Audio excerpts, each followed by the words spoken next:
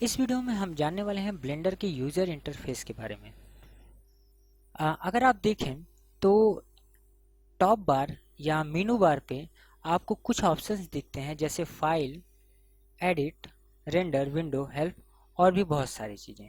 ठीक है, इसमें कुछ वर्क स्पेस है, जैसे layout, modelling, scripting, UV editor, texture painting, shading और भी बहुत सारी कुछ। ठीक है, तो इन सभी के बारे में हम आगे की वीडियो में चर्चा करेंगे।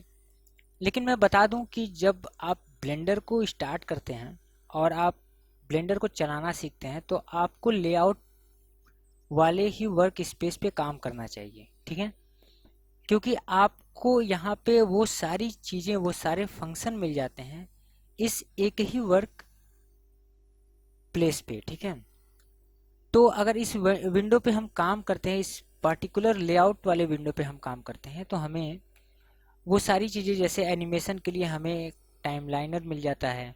ठीक है, हम चाहे तो इसमें स्क्रप्टिंग भी कर सकते हैं, हम चाहे तो इसमें रेंडरिंग भी कर सकते हैं। ये सारी चीज़ें हमें इसी पैनल पे मिल जाता है, यानी इसी विंडो में मिल जाता है, लेआउट के ही विंडो में। ठीक है, अभी मैं आपको बताऊं तो जो हमारा टॉप बार है यानी मेनू बार है, उसके ठीक नीचे हमें 3D व्यू पोर्ट देखने को मिलता है। ठीक है, ये 3D व्यू पोर्ट बेसिकली काम आता है 3D डिजाइनिंग के लिए।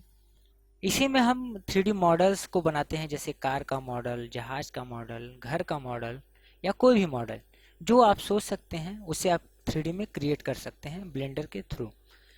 उसी के ठीक नीचे आपको एक टाइमलाइनर देखने को मिलता है जो आपको एनिमेशन करने में मदद करता है। ठीक है, इसी के अंदर हम की फ्रेम वगैरह लगाकर एनिमेशन करते हैं। ठीक उसी के नीचे आपको सबसे नीचे एक फूटर मिलता है, जहाँ पे आपको कुछ शॉर्टकट्स भी दिखते हैं। ठीक है, कुछ की इंडिकेशन, मैं इसे कहना चाहूँगा, की इंडिकेशन दिखते हैं। ठीक है, अगर मैं इस अपने कर्सर को मैं 3D व्यू पोर्ट पे ले जाता हूँ तो आप ध्यान से देखिए, फूटर पे जो हमारा इंडिकेशन था वो बदल गया है। कुछ बेसिक चीज़ें वो समझाने की कोशिश कर रहा है सॉफ्टवेयर। वो क्या समझा रहा है कि इससे अगर हम लेफ्ट क्लिक करेंगे तो ये कुछ ऐसा होगा। रोटेट के लिए हमें मिडिल माउस बटन को दबाना है और ऑब्जेक्ट कॉन्टेक्ट मेनू के लिए हमें राइट क्लिक को करना है। ठीक है, अभी आप कहीं भी जाएं, मैं सपोज कीजिए इस पैनल पे जाता हूं तो यहाँ पे भी मिडिल माउस बटन से पैन होगा। ठीक है, और लेफ्ट और राइट से क्या होगा ये उसमें इंडिकेट कर रहा है। ठीक है, आप ध्यान से देख सकते हैं इस चीज़ को। अब मैं आता हूँ इसके राइट साइड में। राइट साइड में सबसे ऊपर आउटलाइनर होता है। ठीक है, आउटलाइनर का बेसिकली काम क्या होता है, किसी भी 3D सॉफ्टवेयर में या किसी भी सॉफ्टवेयर में जिस पे आप जिससे आप मूवी वगैरह आप बना रहे हो या आप मूवी प्रोडक्शन या कोई भी प्रोडक्शन आप कर रहे हो, तो उसमें एक सबसे मेन इंपॉर्टेंट होता है आउटलाइनर का। ठीक है, आउटलाइनर का जो मेन काम है वो ये है कि आप सपोज कीजिए कि आपने एक सीन क्रिएट किया, एक बड़ा सा सीन। ठीक है, और आपने कहीं घर बनाया, कहीं आपने सड़क बनाई, पेड़ बनाया। ठीक है, और अगर आपको उस पार्टिकुलर एक चीज को एक्सेस करना है, क्योंकि अभी तो ये यहाँ पे जो मुझे सीन दिख रहा है, यहाँ पे सिर्फ तीन ही ऑब्जेक्ट हैं, एक कैमरा है, एक लाइट है और एक क्यूब है। लेकिन जब हम फिल्म मेकिंग या किसी ब्रॉड मॉडलिंग की बात करते हैं या एनिमेशन की बात करते हैं तो हमारे पास लॉट्स ऑफ मॉडल होते हैं। ठीक है, तो उस चीज को एक्सेस करने के लिए हमें आउटलाइनर का बहुत ज़्यादा यूज करना पड़ता है। आउटलाइनर में हम एक एक पार्टिकुलर मतलब मॉडल को एक परफेक्ट वे में कैसे हाइड करें, कैसे अनहाइड करें, कैसे उसे एडिट करें, ये सारी चीज़ें हम उस आउटलाइनर से कर सकते हैं। जैसे सपोज कीजिए, यहाँ मैं आपको समझाने की कोशिश करूँ, अगर मुझे कैमरे को सेलेक्ट करना है और यहाँ बहुत सारा मॉडल है। ठीक है, और मुझे एक कैमरा दिख नहीं रहा, तो मैं यहाँ पे गया, मैंने सर्च किया कैमरा। ठीक है, तो ये मुझे कैमरा दिख गया। ठीक है, अब चाहूँ तो मैं कैमरे को ऑफ कर सकता हूँ, ऑन कर सकता हूँ। ठीक है, इस आँख वाले बटन से। और भी इस पे बहुत सारे फंक्शन हैं, इसको हम बाद में डीपली समझेंगे, लेकिन यहाँ पे मैं एक छोटा सा एग्जांपल आपको देना चाह रहा था। और अगर मैं लाइट को एक्सेस करूँ तो यहाँ मैं लाइट को एक्सेस कर पा रहा हूँ, मैं क्यूब को एक्सेस करूँ तो मैं क्यूब को एक्सेस कर पा रहा हूँ। तो मेन जो हमारा आउटलाइनर का काम होता है वो सबसे इम्पॉर्टेंट है 3D मॉडलिंग में, और या फिर आप कहिए तो ब्लेंडर में। ठीक उसी के नीचे हमें एक और पैनल देखने को मिलता है। ये जो पैनल होता है इसको हम कहते हैं प्रॉपर्टी पैनल। ठीक है, इस प्रॉपर्टी पैनल पे जो भी हमारा ऑब्जेक्ट है, ठीक है, तो वो ऑब्जेक्ट की क्या प्रॉपर्टी है वो हमें पता चलता है। ठीक है, जैसे यहाँ पे मेरा जो ऑब्जेक्ट है आपको दिख रहा होगा ऑरेंज कलर में, मैंने ये क्यूब को सेलेक्ट करके रखा है। तो इस साइड में अगर आप आके देखें तो यहाँ क्यूब लिखा हुआ है। ठीक है, इस क्यूब की जो भी प्रॉपर्टी है वो आपको इस प्रॉपर्टी पैनल पे दिख रहा है। ठीक है, अगर मैं कैमरे पे सेलेक्ट करूं तो कैमरे की प्रॉपर्टी यहाँ पे दिख रही है। ठीक है, अगर मैं लाइट को सेलेक्ट करता हूं तो लाइट की प्रॉपर्टी दिख रही है। ठीक है, अब इस प्रॉपर्टी पैनल पे बहुत सारे आइकन्स बने हुए हैं, छोटे छोटे आइकन्स हैं। ठीक है, इसके बारे में भी हम डिटेल्स में जानेंगे, लेकिन यहाँ पे मैं कुछ आपको बताना चाहूँगा। जैसे यहाँ पे एक्टिव टूल का ऑप्शन है, इसकी क्या प्रॉपर्टी होगी, रेंडर की प्रॉपर्टी। ठीक है, उसके बाद सीन की प्रॉपर्टी, उसके बाद लेयर्स की प्रॉपर्टी, ऐसे बहुत सारे प्रॉपर्टी हैं। लाइट की प्रॉपर्टी, एक इंडिविजुअल लाइट की प्रॉपर्टी भी आती है इसमें। ठीक है, मटेरियल की प्रॉपर्टी, ये सारी चीजें हम डेप्थ से पढ़ेंगे आगे की वीडियो में। अभी देखिए क्या होता है जब हम कोई, मान लीजिए हम एक बड़ा मॉडलिंग कर रहे हैं। ठीक है, सपोज कीजिए हमने एक बड़ा सा सीन बनाया, एक पहाड़ का सीन बनाया जिसमें एक बहुत अच्छा घर है, उसमें बादल लगे हुए हैं, कई सारे पेड़ हैं, और हमको वो सीन क्रिएट करना है। ठीक है, तो अब जब हम वो सीन क्रिएट कर रहे हैं तो हमको क्या, मतलब हमें क्या चीज़ की ज़रूरत पड़ेगी। देखिए जब हम काम करते हैं 3D में, और अगर आप स्टार्ट कर रहे हैं 3D का, तो आपको रिफरेंस का बहुत ज़रूरत पड़ता है। ठीक है, तो जब अगर आप एक बिगिनर हैं, आप स्टार्ट कर रहे हैं, तो आपको रिफरेंस को रखना बहुत ज़रूरी है। ठीक है, जैसे जैसे आपका काम बढ़ता है वैसे वैसे आपको इसमें यूवी एडिटिंग करना पड़ता है, टेक्सचरिंग करना पड़ता है, रेंडरिंग करना पड़ता है, एक साथ कई काम करने पड़ते हैं उस पर्टिकुलर एक सीन को क्रिएट करने के लिए। ठीक है, तो अगर मान लीजिए मैं काम कर रहा हूं और मुझे इंस्टेंट में रेंडरिंग करना है। ठीक है, सपोज कीजिए मैं रेंडरिंग करना चाहता हूं, और मुझे रेंडरिंग को भी देखते रहना है, साथ साथ में ही मुझे अपना 3D मॉडलिंग भी करना है। ठीक है, तो उस चीज़ को मैं कैसे करूँगा। तो यहाँ पे ब्लेंडर ने एक बहुत ही अच्छा, जो भी डेवलपर हैं और उन्होंने बहुत अच्छा यहाँ पे एक ऑप्शन दिया हुआ है।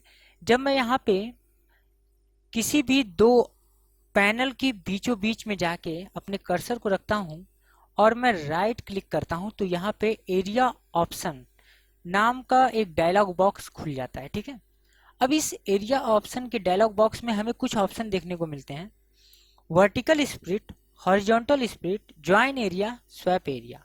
आइए इस पे चर्चा करते हैं। देखिए वर्टिकल स्प्लिट क्या करता है, अगर हम इसको सेलेक्ट करें तो ये यहाँ पे एक लाइन आ गया। अब इसे मैं कहीं भी जाके ड्रैग करके छोड़ देता हूँ, तो इस पार्टिकुलर जो हमारा ये जो 3D व्यू पोर्ट है इसको उसने दो पार्ट में स्प्लिट कर दिया। ठीक है, अब जैसे ही इसे दो पार्ट में स्प्लिट किया तो मैं एक जगह पे रेंडर कर सकता हूं और एक जगह पे मैं एनिमेशन कर सकता हूं। ठीक है, समझ रहे हैं आप चीज। अभी मान लीजिए मैं यहाँ पे चाहता हूं कि मैं इसमें,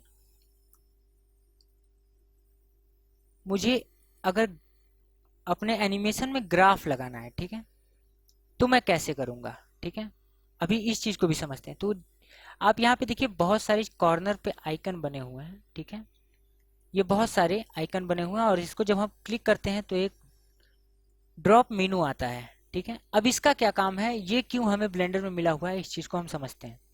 देखिए ये सारे पैनल, जितने भी ये पैनल खुले हुए हैं, सब एकदम सेम है। ठीक है, इसमें कोई भी अलग नहीं है, सब कनेक्टेड है एक जगह से, ठीक है। जैसे सपोज कीजिए मैं एक काम करता हूं कि मुझे यहाँ पे अपना यूवी एडिटर लेना है, तो मैं इस पे गया, क्लिक किया, यूवी एडिटर को मैंने यहाँ से सेलेक्ट कर लिया, ठीक है। मुझे इसी के ठीक बगल में अगर ग्राफ एडिटर चाहिए तो मैं यहाँ पे जाऊंगा और ग्राफ एडिटर यहाँ पे ले लूंगा, ठीक है। अब ये जो मेरा वर्क स्पेस है, ये मुझे एक साथ कई काम को करने के लिए इजीली, मेरे लिए मतलब ये इजी हो गया, ठीक है। अब आप इस चीज को समझिएगा। मान लीजिए मैं एक बड़ा प्रोजेक्ट कर रहा हूँ जिसमें मैं साथ ही साथ में रेंडर भी कर रहा हूँ, एनिमेशन भी कर रहा हूँ, तो वहां पे मुझे इस इंटरफेस को चेंज करके अपने लिए सुटेबल बनाना होगा, ठीक है। क्योंकि मैं बहुत सारा मॉनिटर स्पीकर नहीं, सॉरी, मैं बहुत सारा मॉनिटर रिफरेंस नहीं लगा सकता, ठीक है। तो मुझे यहीं पे करना होगा, क्योंकि अगर आप सपोज कीजिए आप कभी भी काम कर रहे हैं तो आप एक मॉनिटर लगाएंगे, एक डिस्प्ले लगाएंगे, दो डिस्प्ले लगाएंगे, 50 डिस्प्ले तो आप नहीं लगाएंगे, 10 डिस्प्ले तो आप नहीं लगाएंगे, मिनिमम 3 डिस्प्ले होते हैं एक 3D मॉडलिंग के लिए, ठीक है। तो अब हम जानते हैं कि सपोज कीजिए हमने ये सारा चीज बना लिया, ठीक है। अब जो सबसे बड़ी बात आती है कि अब इसको हम हटाएं कैसे, ठीक है।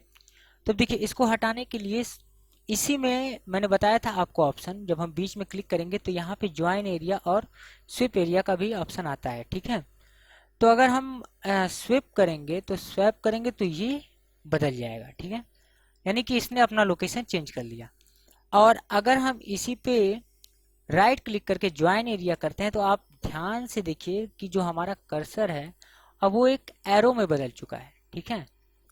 तो ये जो एरो है ये जिधर जाएगा उस तरफ ये ज्वाइन होगा। जैसे मैं इस पैनल को, अपने यूवी एडिटर को अपने 3D व्यू पोर्ट में मर्ज करना चाह रहा हूँ, ठीक है। अब मुझे अपने यूवी एडिटर का काम नहीं है, मैंने कर लिया अपना काम, ठीक है। तो मैं क्या करूंगा, यहाँ पे जाऊंगा और क्लिक कर दूंगा तो ये हमारा 3D व्यू पोर्ट में मर्ज हो जाएगा, ठीक है।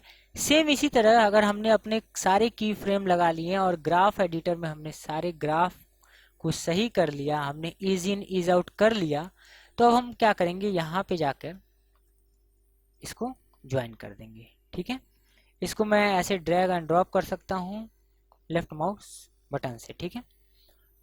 अब सपोज कीजिए कभी कभी क्या होता है ना, मैं कोई काम कर रहा हूँ, जैसे मैंने इस मॉडल को मैंने कुछ चेंज किया, ठीक है। और मैंने इस पैनल को स्प्लिट कर दिया वर्टिकल, ठीक है। यहाँ पे मैंने टेक्सचर नोड ले लिया, ठीक है। तो कभी कभी क्या होता है कि हमें ये चीज़ नहीं पता होता है, तो हम कंफ्यूज जाते हैं कि अब क्या करें, अब तो मेरे पास कोई ऑप्शन ही नहीं है, और हम डायरेक्ट सॉफ्टवेयर को बंद कर देते हैं और फिर से ओपन करते हैं, और जितना भी हमारा प्रोजेक्ट रहता है अगर हमने सेव किया तो वो फिर से वैसे ही खुलता है। तो अब उसको हम कैसे सही करें, ये बहुत से लोगों के साथ होता है। तो इस चीज़ को क्या कर सकते हैं, कैसे कर सकते हैं, देखिए हम मेन मेनू पे आएंगे, मेनू बार पे आएंगे, ठीक है। यहाँ पे प्लस के सिंबल पे आके जर्नल पे आके हम ये जो वर्क स्पेस है इसमें एक नया वर्क स्पेस लेआउट ऐड करेंगे, ठीक है। तो देखिए ये जो हमारा वर्क स्पेस है ये सही हो चुका है, ठीक है। अब आप देखिए तो ये जो वर्क स्पेस है ये ऐसे ही है, लेकिन ये जो नया वाला है 001 लेआउट 001 वो सही हो चुका है, ठीक है। लेकिन ये अभी भी वैसा है। तो अब हम क्या करेंगे, हमें इसको यहाँ पे भेजना है इस लेआउट के पास, तो हम इस पे राइट क्लिक करेंगे और रीऑर्डर टू फ्रंट कर देंगे, तो ये सबसे आगे चला जाएगा। इस पे क्लिक करेंगे और इसको हम डिलीट कर देंगे, यहाँ पे 2 बार क्लिक करेंगे और इसको रीनेम कर लेंगे, तो ये हमारा जो है सही हो जाएगा, ठीक है। अच्छा, कभी कभी क्या होता है कि हमने बहुत सारी चीजें की और हमसे गड़बड़ी हो गई, और हम बार बार जब भी फाइल को ओपन कर रहे हैं तो ये यही फाइल ओपन हो रहा है, ठीक है। जैसे मैं आपको एक और एग्जांपल दिखाता हूँ, इस चीज़ को भी आप समझिएगा, ये आपको आगे के क्लास में जब मैं वीडियो बताऊंगा तो आपको बहुत ज़्यादा काम आएगा। जैसे मैंने इसको कई पार्ट में स्प्लिट कर लिया और बहुत सारे पैनल बना लिए, ठीक है। अब क्या होता है कि अगर सपोज कीजिए मैं इसको बार बार खोल रहा हूँ लेकिन यही खुला है, मैं समझ में नहीं आ रहा है मेरे को मैं क्या करूँ। ठीक है, तो उस टाइम मुझे क्या करना है? उस टाइम मुझे कुछ भी नहीं करना है, मैं फाइल के ऑप्शन पे जाऊंगा, मेनू बार पे, और वहाँ पे डिफ़ॉल्ट्स का एक ऑप्शन आता है। ठीक है, डिफ़ॉल्ट्स पे जाके मैं लोड फैक्ट्री सेटिंग पे क्लिक करूंगा और यहाँ पे ऑप्शन देगा पहले ओके, फिर क्वेश्चन मार्क, क्योंकि ये बहुत ही इंपॉर्टेंट है। जो भी आपने सेटिंग किया होगा वो सब बदल जाएगा। ठीक है, तो इसे बहुत ही रेयर केस में आप करें, क्योंकि जब आपको लगे कि हाँ अब ये नहीं सही होगा। ठीक है, लेकिन मैंने जो आपको पैटर्न बताया है उससे सब कुछ सही हो जाएगा। ये एक लास्ट ऑप्शन होता है। अब इस पे जब हम क्लिक करेंगे तो ये फिर से फैक्ट्री सेटिंग पे आ जाएगा, जैसा हमें ब्लेंडर स्टार्ट करने पे मिलता है।